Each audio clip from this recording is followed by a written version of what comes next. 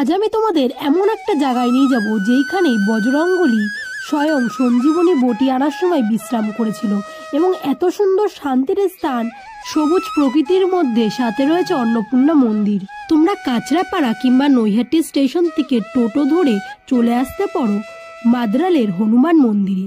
বলা হয় সত্য ত্রেতা দাপর কলি, যে যুগই হোক না কেন হনুমান অমর।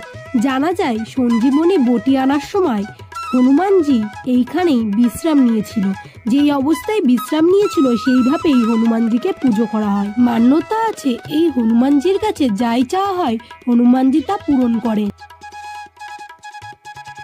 শিব ঠাকুর থেকে শুরু করে অন্নপূর্ণা মন্দির রয়েছে এবং সবুজ প্রকৃতির মাঝে এমন মন্দির তোমরা আগে হয়তো কখনো দেখোনি। অবশ্যই একবার হলেও তোমরা এখানে দর্শন নিতে এসো। পাশে কেনাকাটার জন্য দোকানও রয়েছে। অবশ্যই চ্যানেলটিকে সাবস্ক্রাইব করো।